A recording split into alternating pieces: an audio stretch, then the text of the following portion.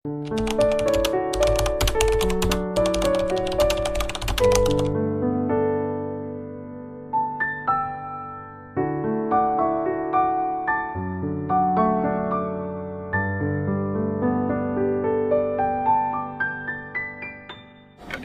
mengakui telah terjadi banyak pelanggaran hak asasi manusia berat di Indonesia.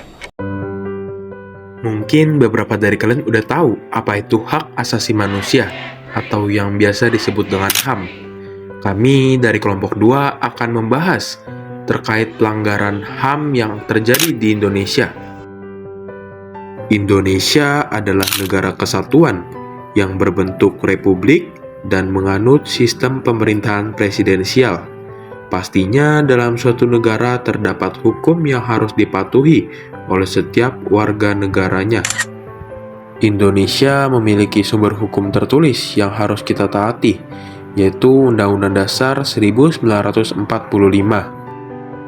Dalam salah satu pasalnya yaitu Undang-Undang Nomor 26 Tahun 2000 yang membahas tentang hak asasi manusia. Pada video kali ini, kelompok kami akan mengangkat sebuah kasus pelanggaran hak asasi manusia yang terjadi di Kalimantan Timur tahun 2011. Indonesia, negeri yang kaya akan sumber daya alam, salah satunya tambang batu bara. Telah tercatat sebanyak 600 ton batu bara yang digunakan dalam 1 tahun. Hal yang tidak kita sadari bahwa di balik listrik yang kita nikmati, terdapat keserakahan manusia yang merenggut hidup banyak orang.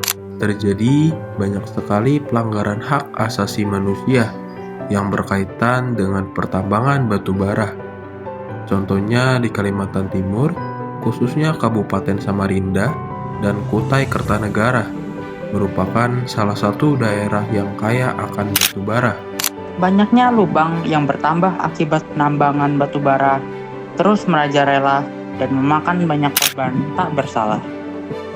Hal ini diakibatkan oleh ulah para perusahaan tambang batu bara yang tidak bertanggung jawab.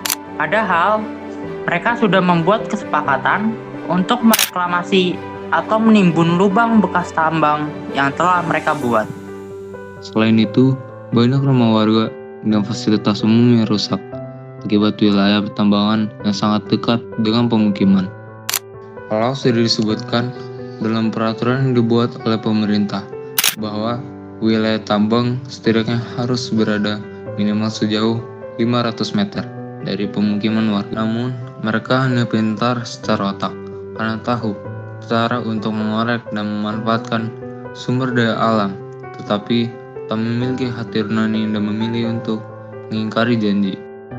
Ketika warga yang merasa dirugikan mulai melayangkan aksi protes, pemerintah memilih untuk tutup mata dan mengabaikannya. Enak bayar yang besar, ungkap kaki terima uang. Kalau kita terima apa? Terima imbasnya lumpur. Oh yo, modelnya kayak alum-alum gitu loh. Kalau ada lumpur. Nah itu yang di sana yang kena lumpur kan nggak mau tinggi. Ini kan lumpur ini, licin ya, lumpur dari tambang. Ada lubang, ya kita sudah sampaikan, sebarkan ke seluruh Sumba, dan itu kan sudah ditandai, jangan sampai ada yang masih aja lagi. Sekarang juga habis, jangan-jangan ada hantunya aja. Banyak orang korban. Ada juga warga yang menyuarakan protesnya namun berujung di penjara, yaitu Pak Nyoman Derman dari Desa Kertabuana yang dipenjara selama 3 bulan. Setelah kejadian tersebut, warga menjadi takut untuk menyuarakan suaranya dan memilih untuk bungkam dan mulai menerima realitas secara terpaksa. Dampak dari lubang-lubang yang diabaikan masih terasa sampai saat ini. Pelanggaran HAM seperti ini sangat disayangkan masih terjadi di negara Indonesia. Apalagi, Indonesia merupakan negara demokrasi yang seharusnya mendengarkan pendapat rakyatnya. Padahal, Allah menciptakan manusia seturut dan segambar dengannya, yang mengartikan kita semua sama di mata Tuhan. Manusia juga diberikan tugas oleh Allah untuk memanfaatkan lingkungan dengan baik dan saling menjaga satu sama lain. Ada beberapa poin yang disampaikan Alkitab. Kehidupan dan martabat. Karena manusia diciptakan menurut gambar Allah, setiap kehidupan memiliki nilai dan harus dihormati. Ini terlihat dalam perintah, jangan membunuh, dalam Keluaran 20 ayat 13. Kebebasan dan keadilan. Seperti Nabi Yesaya yang sering berbicara tentang perlunya keadilan sosial, yaitu dalam Yesaya 1 ayat 17. Dan Yesus yang juga mengajarkan tentang keadilan kasih dan belas kasihan terhadap orang lain, dalam Matius 5-7. Kasih dan pengampunan. Yesus menyatakan bahwa hukum yang terbesar adalah mengasihi Allah dan sesama manusia, dalam Matius 22 ayat 37-39. Perlindungan terhadap yang lemah. Alkitab menunjukkan kepedulian yang besar terhadap perlindungan dan pembelaan terhadap orang miskin, yatim piatu, janda, dan orang asing, yaitu dalam Ulangan 10 ayat 18 dan Yakobus 1 ayat yang ke-27. Pengampunan dan rekonsiliasi. Ajaran Yesus seringkali menekankan pentingnya pengampunan dan rekonsiliasi sebagai cara untuk memulihkan hubungan yang rusak, yaitu dalam Matius 6 ayat 14 sampai yang ke-15.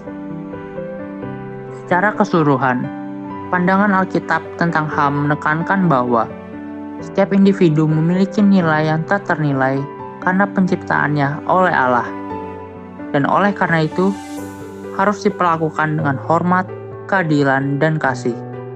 Sedangkan pemerintah hanya memberikan janji manis tanpa adanya aksi.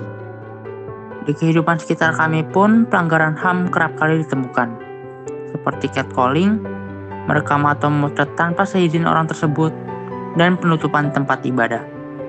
Catcalling merupakan tindakan yang termasuk pelecehan seksual di depan publik dengan kata-kata tidak senonoh dan biasanya korbannya adalah perempuan, serta pelaku dan korbannya tersebar di Indonesia dan dari berbagai kalangan usia.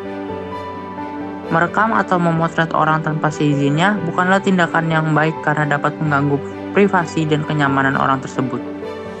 Dan penutupan tempat ibadah banyak terjadi di Indonesia. Padahal, negara menjamin kebebasan dalam beragama, namun beberapa oknum terlalu fanatik terhadap agamanya sendiri.